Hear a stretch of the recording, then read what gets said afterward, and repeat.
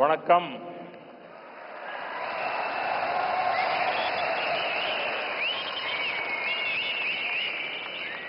मंच पर विराजमान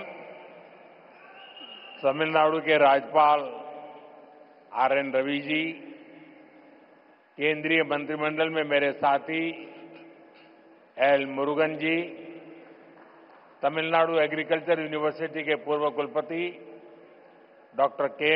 रामासामी जी, अलग अलग कृषि संगठनों से आए गणमान्य सभी महानुभाव, अन्य उपस्थित जनप्रतिनिधिगण, मेरे प्यारे किसान भाइयों और बहनों और देश भर में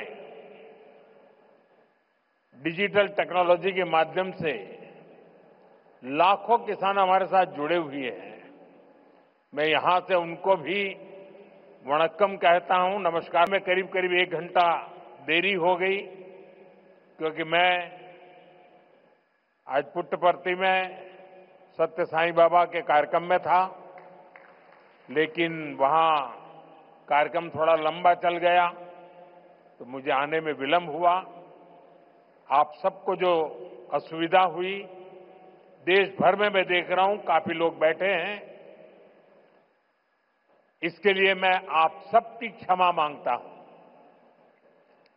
மேடையில் வீற்றிருக்கும் தமிழ்நாட்டின் ஆளுநர் ஆர்.என். ரவி அவர்களே, மத்திய அமைச்சரவையின் என்னுடைய சகாவான எல். முருகன் அவர்களே, தமிழ்நாட்டின் வேளாண் பல்கலைக்கழகத்தின் முன்னாள் துணைவேந்தர் முனைவர் கே. ராமசாமி அவர்களே, பல்வேறு விவசாய அமைப்புகளை சார்ந்த மதிப்பிற்குரிய மக்களே, வந்திருக்கின்ற மக்கள் பிரதிநிதிகளே, சகோதர சகோதரிகளே, வணக்கம்.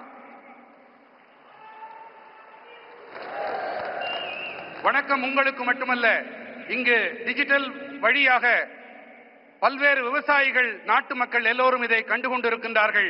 அவர்களுக்கும் இந்த நாட்டு மக்களுக்கும் என்னுடைய நல்வணக்கங்களை தெரிவித்துக் கொள்கிறேன். மேலும் உரையை துவங்குவதற்கு முன்பாக உங்கள் அனைவரிடமும் சரி, நாட்டு மக்களிடமும் சரி, குறிப்பாக விவசாயிகளிடம் நான் என்னுடைய மன்னிப்பை கோர விரும்புகின்றேன். தவிர்க்க இயலாத ஒரு நிலையாக புட்டபர்த்தியிலே எனக்கு சற்று கால தாமதம் ஆகியபடியால் இங்கே உங்களை தாமசிக்க வேண்டி வந்திருக்கிறது. அதற்காகவும் உங்கள் மன்னிப்பினை நான் கோருகின்றேன். मैं जब पांडियन जी का भाषण सुन रहा था, मुझे लग रहा था अच्छा होता किसी ने मुझे बचपन में तमिल सिखाई होती तो मैं आज उस स्पीच का इतना आनंद ले सकता था, लेकिन मुझे वो सौभाग्य नहीं मिला। लेकिन जो कुछ मैं समझ पा रहा था, वो जलीकुट्टे की बात कर रहे थे, वे कोविड के समय जो कठिनाइयां हुई उसकी चर्चा कर रहे, भावना को पूरी तरह आत्मसात कर रहा था, मैं अनुभव कर रहा था और मेरे लिए बहुत अच्छा पल था ये। நான் ஒரு முக்கியமான ஒரு விஷயத்தை உங்கள் முன்பாக பகிர விரும்புகின்றேன். பாண்டியன் அவர்கள் மிக அருமையாக உரையாற்றினார்கள். 10வது கைத்தட்டல். மேலும்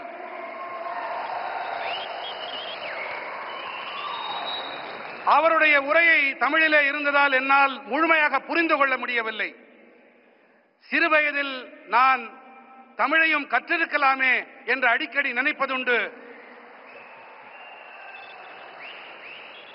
இன்று பாண்டியன் அவர்களுடைய உணர்வு மயமான இந்த உரை, அந்த முழுமையாக அதை புரிந்து கொள்ள முடியவில்லை என்றாலும் அந்த உணர்வு என்னை தொட்டது. மாண்புமிகு ஆளுநர் ரவி ஐயா அவர்களிடம் நான் விண்ணப்பித்திருக்கிறேன்.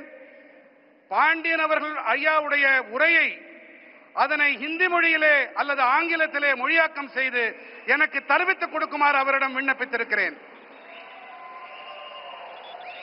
जब मैं यहां मंच पे आया तो मैं देख रहा था काफी किसान भाई बहन वो अपना गमछा घुमा रहे थे, तो मुझे लग रहा था कि बिहार की हवा मेरे आने से पहले पहुंच गई है।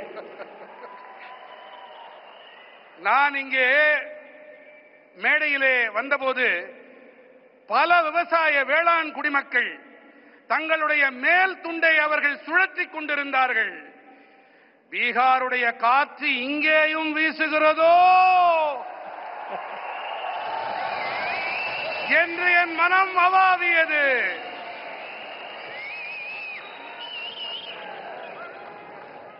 मेरे किसान भाई बहनों,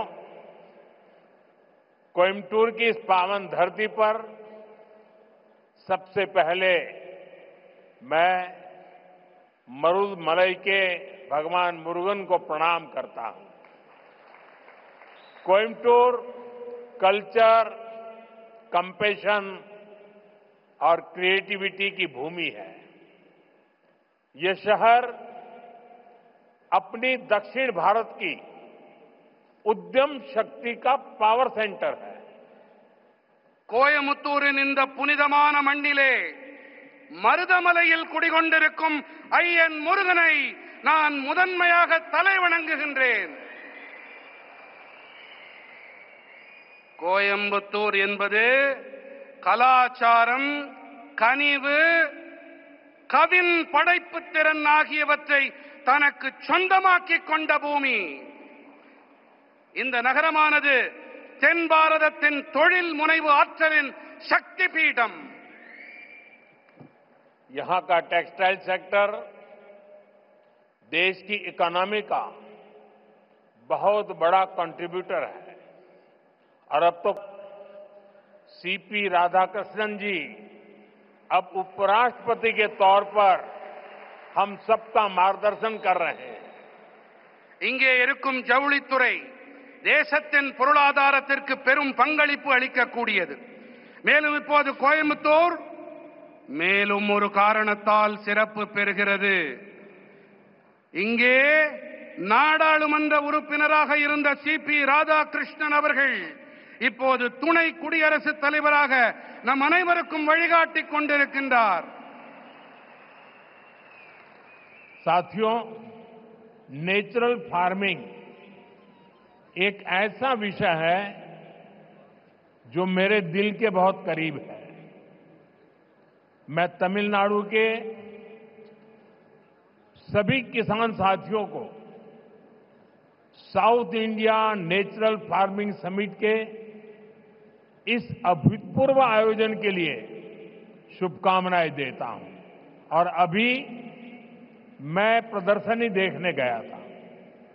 मुझे बहुत किसानों से बातचीत करने का सौभाग्य मिला और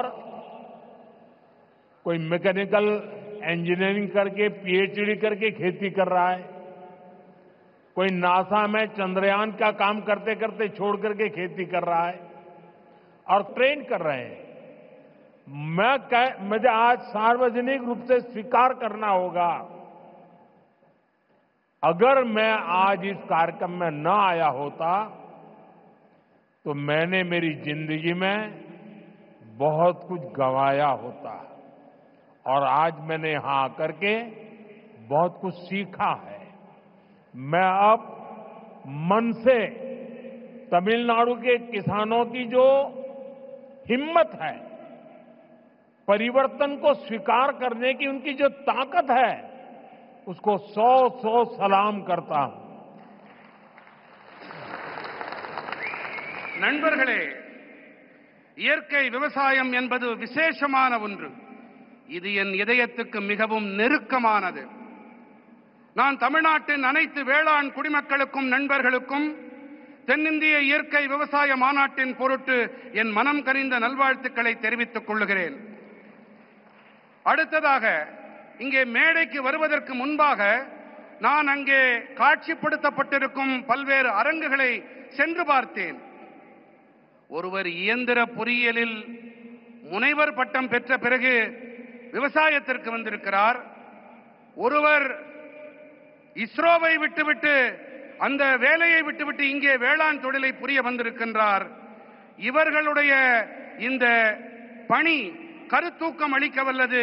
இவர்கள் மட்டும் கருத்தூக்கம் தங்களுக்கு அளித்துக் கொள்ளவில்லை.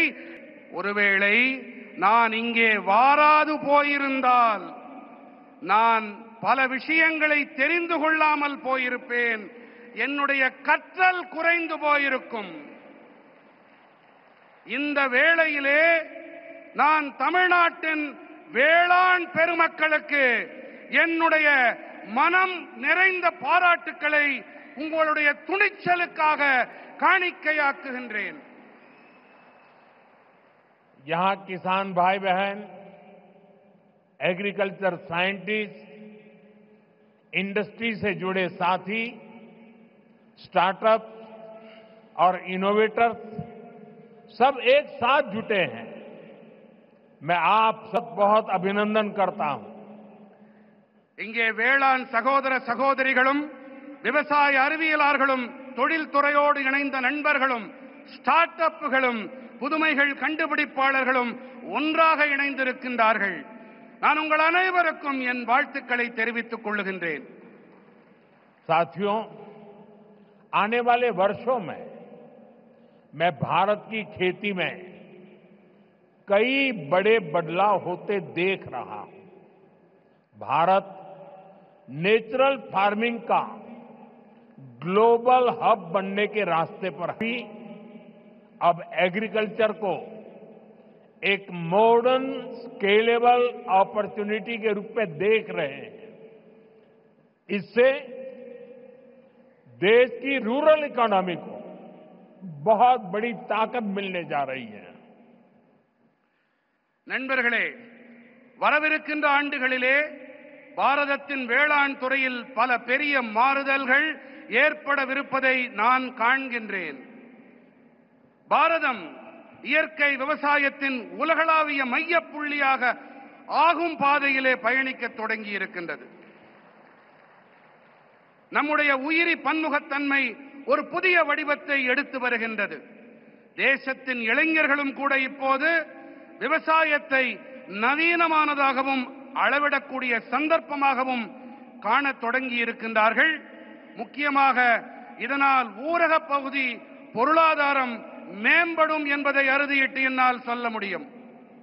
मेरे किसान भाई बहनों, बीते 11 वर्षों में देश के पूरे कृषि सेक्टर में बहुत बड़ा परिवर्तन हुआ है.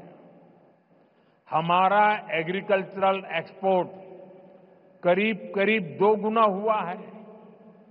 खेती को आधुनिक बनाने के लिए सरकार ने किसानों को मदद देने का हर रास्ता खोला है. நண்பரும் விவசாயிகளுக்கு உதவி புரிய தேவையான அனைத்து வழிகளையும் திறந்து விட்டிருக்கின்றது. किसान क्रेडिट कार्ड अकेले केसीसी से ही इस साल किसानों को 10 लाख करोड़ रुपए से ज्यादा की मदद दी गई है. ये 10 लाख करोड़ आंकड़ा बहुत बड़ा है. 7 साल पहले पशुपालकों और मछली पालकों को केसीसी की सुविधा मिलने के बाद वो भी इसका जमकर लाभ उठा रहे हैं. बायो फर्टिलाइजर पर जीएसटी कम होने से भी किसानों को बहुत फायदा हुआ है.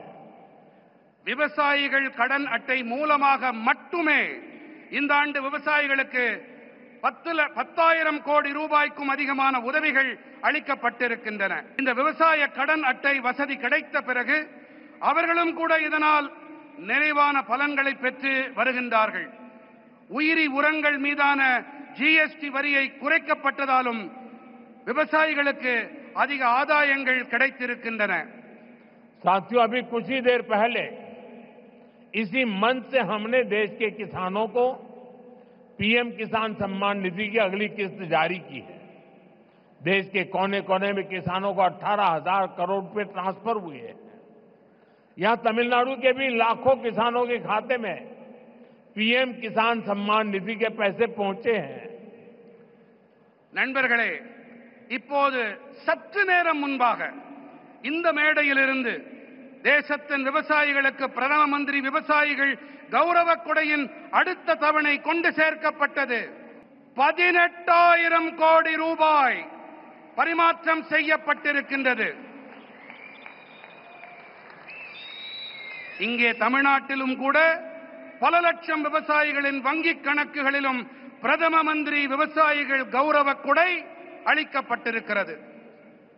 साथियों, अब तक इस योजना के तहत देश के छोटे किसानों को 4 लाख करोड़ रुपए की राशि सीधे उनके बैंक खाते में भेजी जा चुकी है।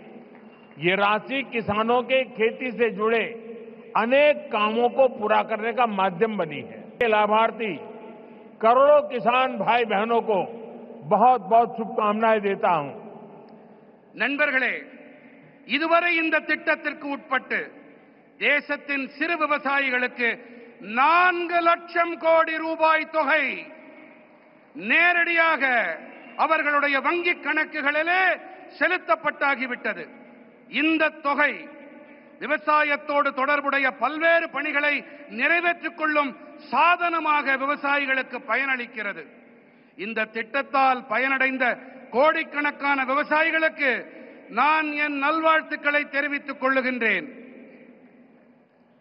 वहां पीछे 2 बालिकाएं प्ले कार्ड लेकर कब से खड़ी है, हाथ उनके थक जाएंगे। मैं सिक्योरिटी के लोगों से कहूंगा कि वो लेकर के, शायद मेरे लिए लेके आई है, वो लेकर के मुझे दे दीजिए और आपका जो कुछ भी मैसेज होगा मैं उसको बड़ी गंभीरता से लूंगा। அங்கே கூட்டத்திலே ஒரு சிறுவன் கையிலே ஒரு பதாகையை ஏந்தி கொண்டிருக்கின்றான்.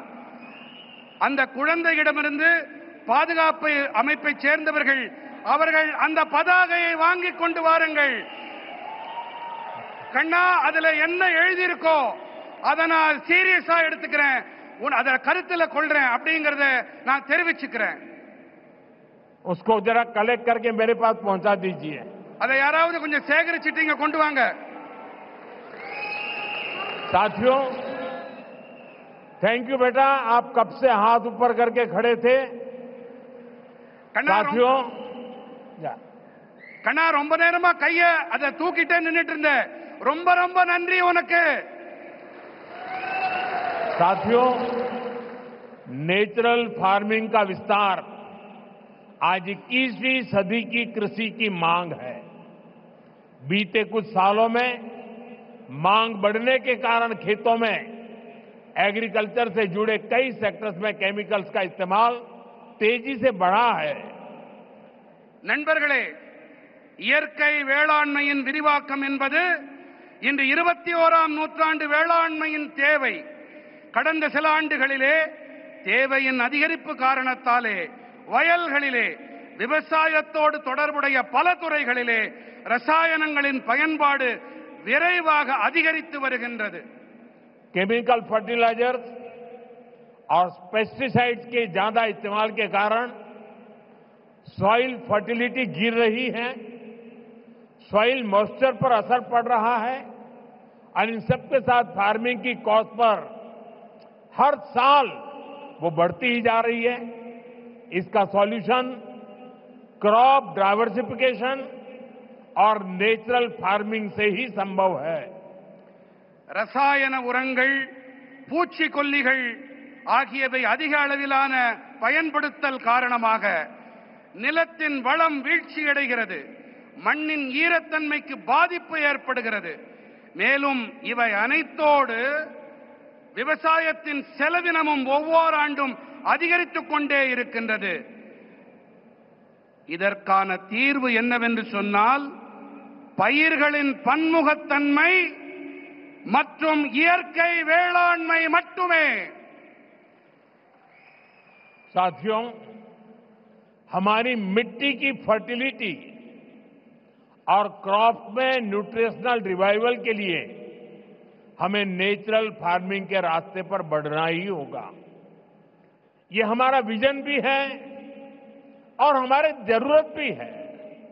तभी जाकर हम अपनी आने वाली पीढ़ियों के लिए अपनी बायोडायवर्सिटी को संरक्षित रख पाएंगे।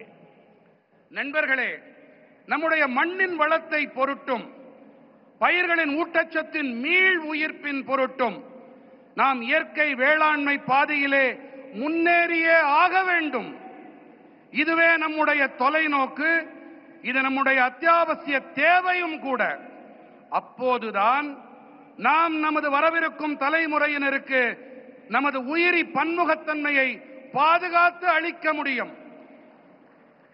नेचुरल खेती हमें क्लाइमेट चेंज, मौसम में हो रहे बदलाव का सामना करने में मदद करती है.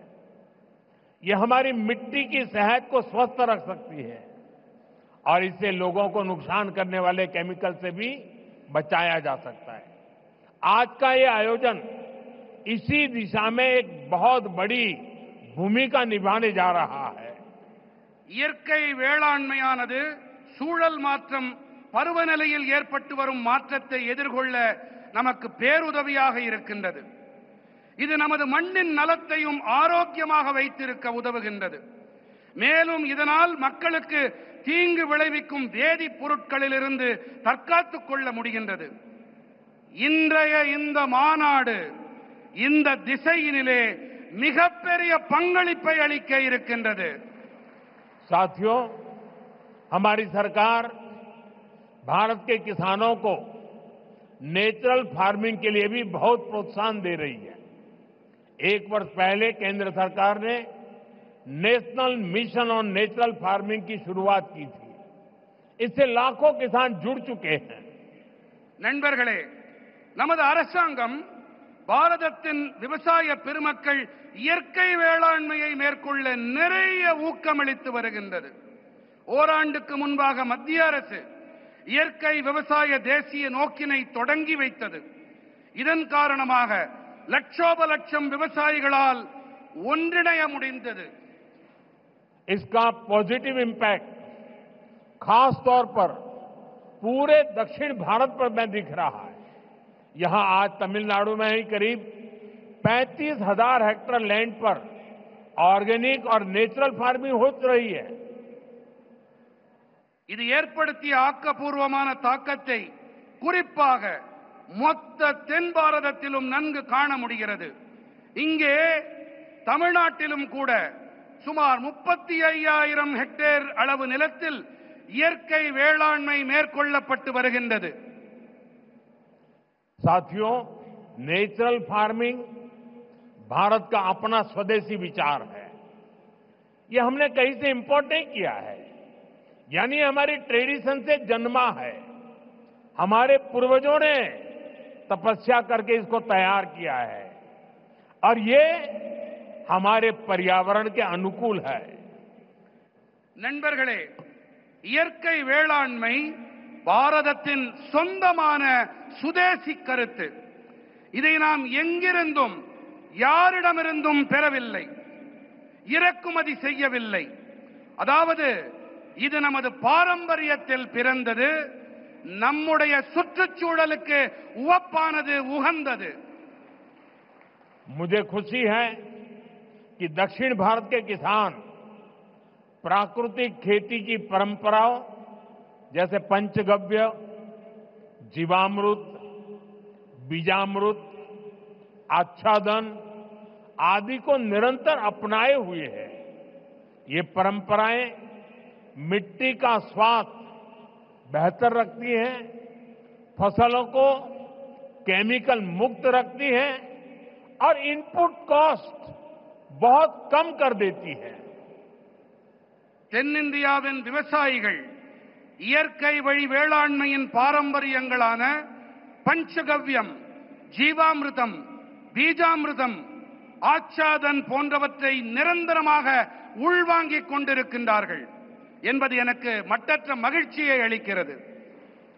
साथियों, नेचुरल फार्मिंग के साथ हम अगर श्री अन्न, मिलेट्स की पैदावार जोड़ते हैं तो ये भी धरती मां की रक्षा में अहम भूमिका निभाते हैं.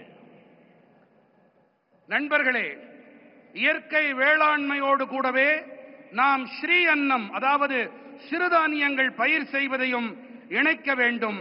இவை நம்முடைய இந்த பூமித்தாயின் பாதுகாப்பிற்கு சிறப்பான பங்களிப்பினை அளிக்கின்றது. तमिलनाडु में तो भगवान मुरुगन को शहद और श्री अन्न से बने तेनम तिनई मावुम उसका भोग लगाया जाता है. तमिल रीजन्स में कंबू और सामई केरला कर्नाटका में रागी, तेलुगु भाषी राज्यों में सज्जा और जोन्ना, ये पीढ़ियों से हमारे खान पान का हिस्सा रहे हैं. நம்முடைய தமிழ்நாட்டிலே முருகப்பெருமானுக்கு தேனும் தினைமாவையும் நிவேதன பொருட்களாக நாம் படைக்கின்றோம். தமிழ்நாட்டிலே கம்பும் சாமையும், கேரளத்திலே ராகி, தெலுங்கு பேசும் பகுதிகளிலே சஜ்ஜா மற்றும் ஜொன்னா ஆகியவை பல தலைமுறைகளாக நம்முடைய உணவு பழக்கத்தோடு ஒன்று கலந்தவை.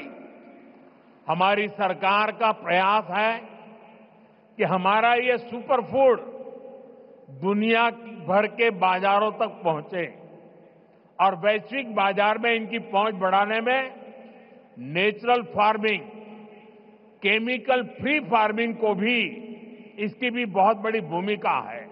इसलिए मैं समझता हूं इस समिट में इससे जुड़े प्रयासों पर भी अवश्य चर्चा होनी चाहिए. நம்முடைய அரசின் முயற்சி என்னவென்றால், நமது இந்த சூப்பர் உணவானது உலகெங்கிலும் இருக்கும் சந்தைகள் வரை சென்று சேர வேண்டும் என்பதுதான்.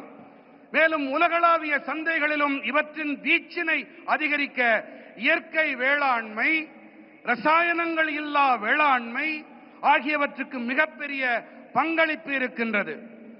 ஆகையினால்தான் இந்த மாநாட்டிலே இதோடு தொடர்புடைய முயற்சிகள் தொடர்பாகவும் கண்டிப்பாக விவாதங்கள் நடைபெற வேண்டும் என்று நான் விரும்புகிறேன், கருதுகிறேன். साथियों, मेरा एक आग्रह मोनोकल्चर के बजाय मल्टी कल्चर कृषि का भी रहा है. हमें इसकी प्रेरणा दक्षिण भारत के कई क्षेत्रों से मिलती है. நண்பர்களே, ஒற்றை பயிருக்கு பதிலாக பல்வகை பயிர் வேளாண்மை இருக்க வேண்டும் என்பதே என்னுடைய ஆழமான விருப்பம். இதற்கான கருத்தூக்கம், உத்வேகம் தென் பாரதத்தின் பல பகுதிகளில் இருந்து நமக்கு கிடைக்கின்றது.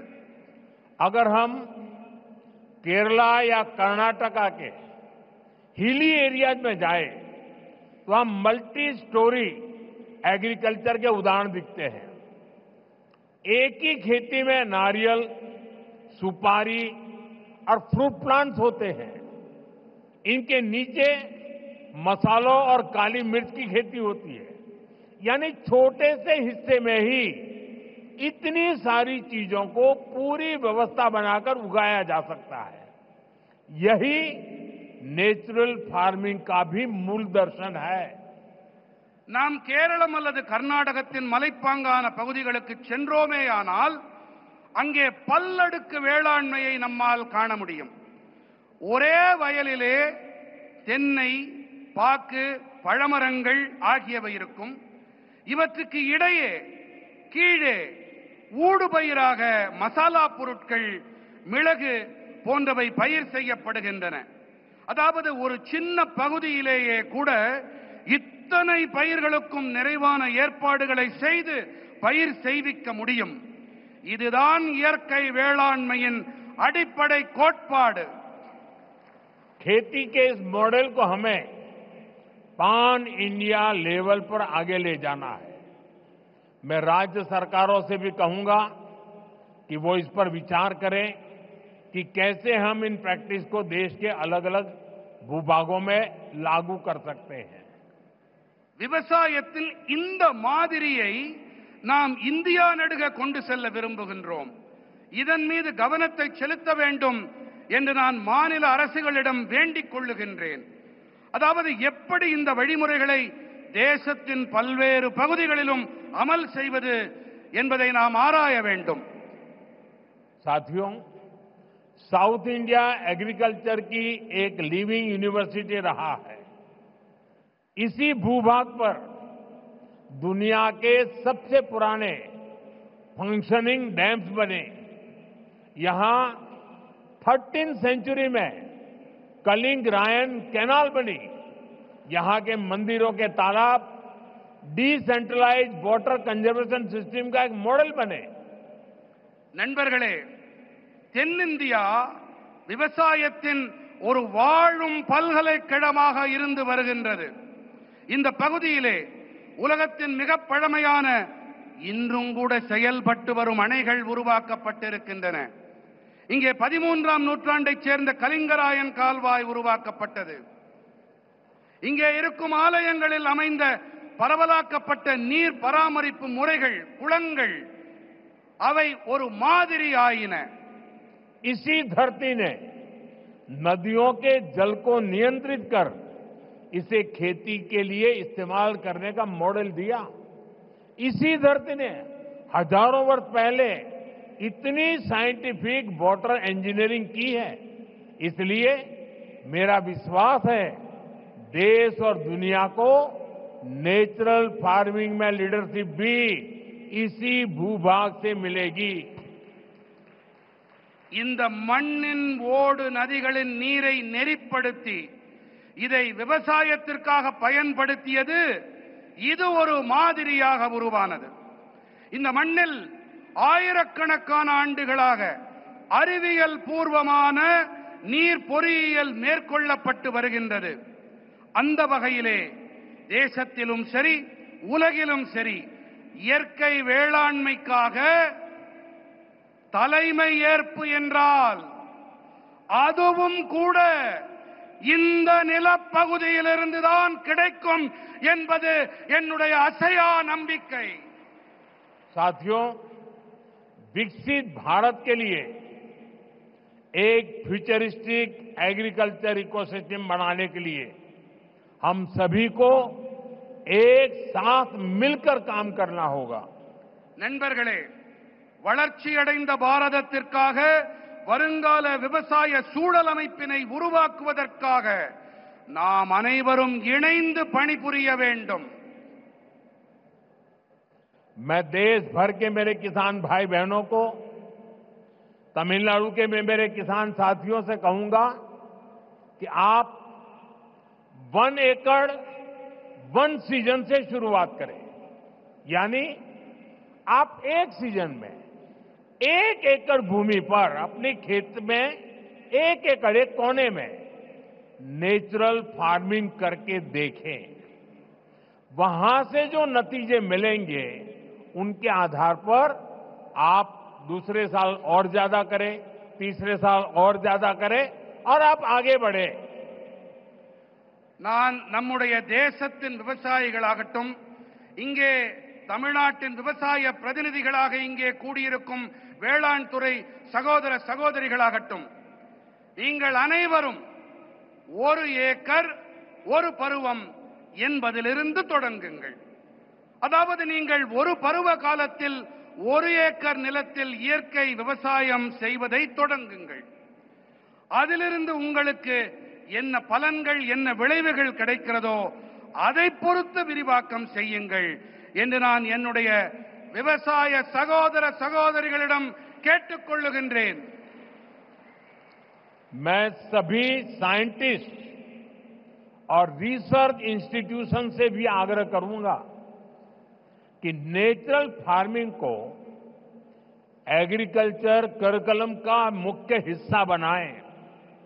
आप गांव में जाकर किसानों के खेत को अपनी लैब बनाएं. हमें हर हाल में नेचुरल फार्मिंग को साइंस बैक्ड मूवमेंट बनाना होगा. இயற்கை விவசாயத்தை வேளாண் பாடத்திட்டத்தில் முக்கியமான பங்காக ஆக்குங்கள். கிராமங்களுக்கு சென்று விவசாயிகளின் வயல்களை உங்களுடைய பரிசோதனை கூடங்களாக ஆக்குங்கள் என்று நான் அனைத்து அறிவியலாளர்களிடமும் ஆய்வு நிறுவனங்களிடமும் வேண்டிக் கொள்ளுகின்றேன். நாம் எப்படியாவது நாம் இயற்கை விவசாயத்தை அறிவியல் சார்புடைய இயக்கமாக ஆக்க வேண்டும். नेचुरल फार्मिंग के इस अभियान में राज्य सरकारों और एफपीओज की बड़ी भूमिका और बहुत बड़ी भूमिका है. बीते कुछ सालों में देश में 10,000 किसान उत्पाद संघ एफपीओज बने हैं. இயற்கை விவசாயத்தின் இந்த இயக்கத்திலே மாநில அரசுகள் மற்றும் விவசாயிகள் உற்பத்தியாளர் சங்கங்களின் பங்களிப்பு மகத்தானது. கடந்த சில ஆண்டுகளிலே தேசத்தில் 10,000 விவசாயிகள் உற்பத்தியாளர் அமைப்புகள் உருவாகி இருக்கின்றன. एफपीओ के सहयोग से हम किसानों के छोटे छोटे समूह क्लस्टर्स बनाए, वहीं पर सफाई, पैकिंग, प्रोसेसिंग की सुविधा दें और इनेम जैसे ऑनलाइन बाजार से सीधे जोड़े. इससे प्राकृतिक खेती से जुड़े किसानों को और लाभ होने की संभावना होगी. விவசாயிகள் உற்பத்தியாளர்கள் சங்கங்களின் உதவியோடு நாம் விவசாயிகளின் சின்ன சின்ன குழுக்களை உருவாக்கி இருக்கின்றோம். அவர்களுக்கு சுத்தப்படுத்தல், பேக்கிங், பதப்படுத்தல் வசதிகளை செய்து தர வேண்டும். மின்னணு சந்தை போன்ற இணையவழி சந்தைகளோடு நேரடியாக இணைக்க வேண்டும். இதன் வாயிலாக இயற்கை வேளாண்மையோடு இணைந்த விவசாயிகளுக்கு மேலும் லாபம் கிடைக்கும் சாத்தியக்கூறுகள் உண்டாகும். जब हमारे किसान का पारंपरिक ज्ञान, विज्ञान की ताकत और सरकार का समर्थन तीनों जुड़ जाते हैं तो किसान भी समृद्ध होगा और हमारी धरती मां भी स्वस्थ रहेगी. நமது விவசாயிகளின் பாரம்பரியமான ஞானம், அறிவியலின் பலம், அரசாங்கத்தின் ஆதரவு ஆகிய இந்த மூன்றும் இணையும் போது விவசாயிகளும் வளம் பெறுவார்கள், தன்னிறைவு அடைவார்கள். அதோடு கூடவே நம்முடைய பூமி தாயும் ஆரோக்கியமாக இருக்கின்றாள். साथियों, मेरा पक्का विश्वास है ये समिट और खास करके हमारे किसान भाई बहनों ने जो नेतृत्व दिया है, इस समिट से देश में नेचुरल फार्मिंग को एक नई दिशा मिलने वाली है. यहां से नए आइडियाज, नए सॉल्यूशंस निकलेंगे. इसी उम्मीद के साथ मैं आप सभी को फिर से बहुत बहुत शुभकामनाएं देता हूं. बहुत बहुत धन्यवाद. எனக்கு ஒரு நம்பிக்கை இருக்கின்றது, மிகப்பெரிய நம்பிக்கை.